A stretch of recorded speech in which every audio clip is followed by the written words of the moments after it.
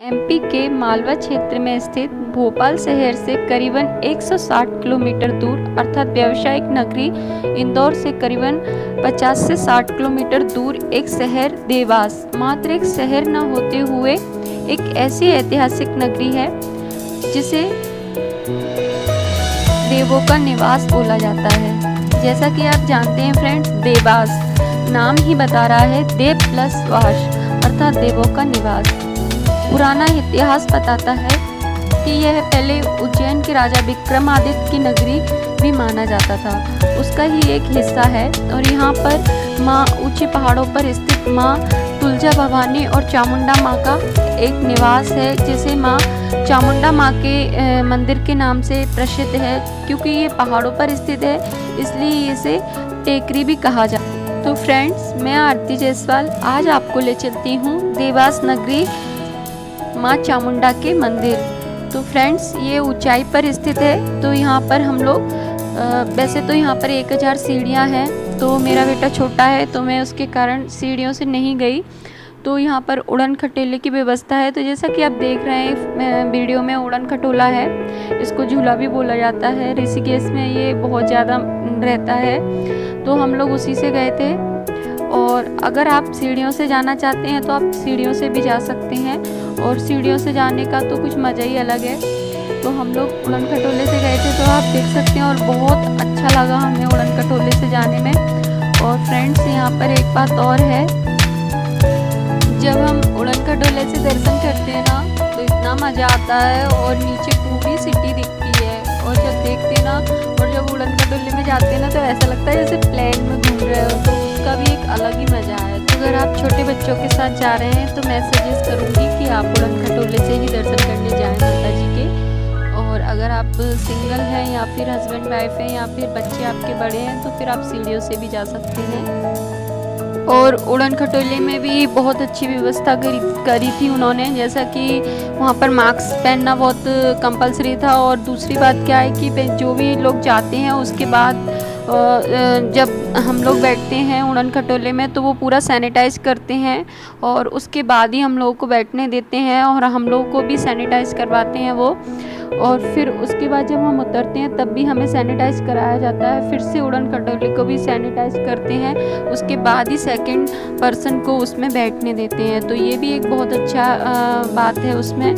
और साथ ही पूरे उड़न खटोले को मशीन के द्वारा लॉक किया जाता है, ऑटोमेटिक लॉक किया जाता है। और करीबन 2 से 3 बार उसको चेक करते हैं कि अच्छे से लॉक हुआ है या नहीं हुआ। और एक उड़न खटोले में करीबन 5 सदस्य बैठ सकते हैं। और अभी मैं आपको दिखाती हूँ कि नीचे का कैसा दिखता है, नीचे का दृश्य कैसा दिखता है।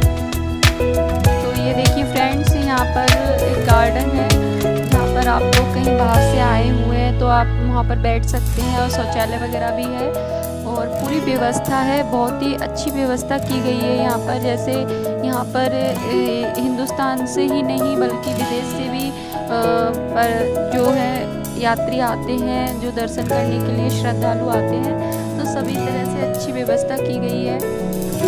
तो आप देख सकते हैं कि एक उड़न खटोला पीछे भी आ रहा है, एक आगे भी जा रहा है, और हम लोगों का बीच में था। और आज देखिए कितनी अच्छी सिटी कितनी अच्छे से दिख रही है। बच्चों को उतना मज़ा आता है ना इसमें बैठने में, और बिल्कुल सेफ़ है, किसी भी तरह से कोई भी नुकसान नहीं है। मतलब पूरा टोटल एक मतलब बाई चांस ही ऐसा कभी हुआ हो, अभी तक तो कुछ भी नहीं हुआ है कि कोई घटना घटी हो।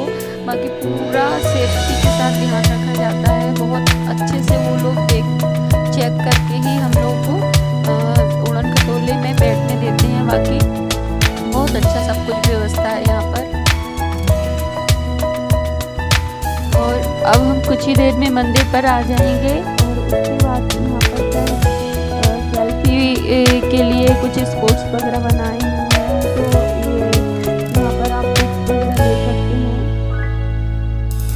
और हमने भी ली थी कुछ पिक्स, तो मैं आपके साथ शेयर कर रही हूँ वही सारे पिक्स।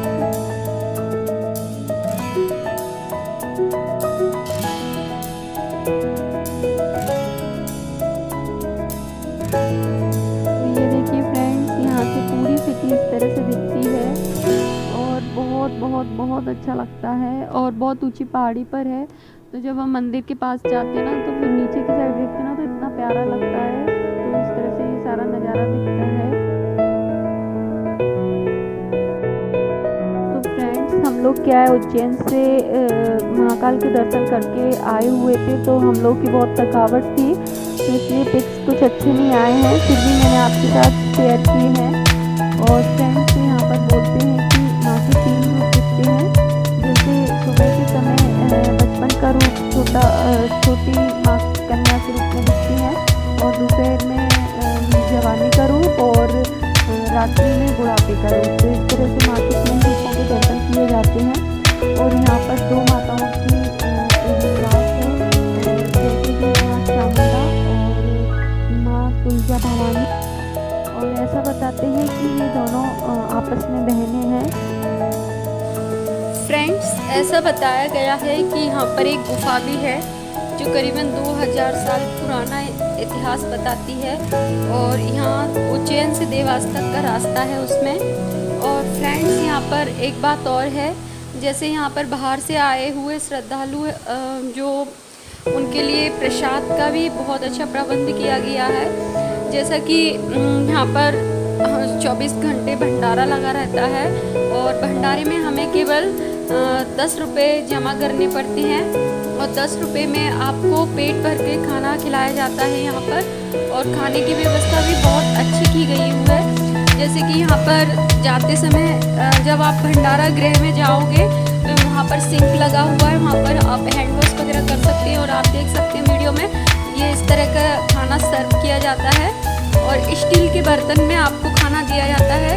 और यहाँ पर आप देख सकते हैं टेबल वगैरह बिछी हुई है, उस पर आप सभी भक्तगण खाना खाते हैं। और खाने में आपको आलू की सब्जी, खीर, पूड़ी और कड़ी और बस ये सारा सामान मिलता है, और पेट भरकर आप खा सकते हैं। और बहुत अच्छा प्रबंध किया गया है। सबसे अच्छी बात क्या है, कोई भी बाहर से जो भी श्रद्धालु आता है वो परेशान नहीं होता है, और जब भी यहाँ पर आता है तो उसको बहुत अच्छा लगता है। तो फ्रेंड्स आज का वीडियो आपको कैसा लगा ज़रूर बताइएगा। वीडियो अगर पसंद आए तो please like, share and comment जरूर कीजिएगा। फिर मिलते हैं एक अच्छे से न्यू ब्लॉग के साथ, वीडियो के साथ। Bye friends.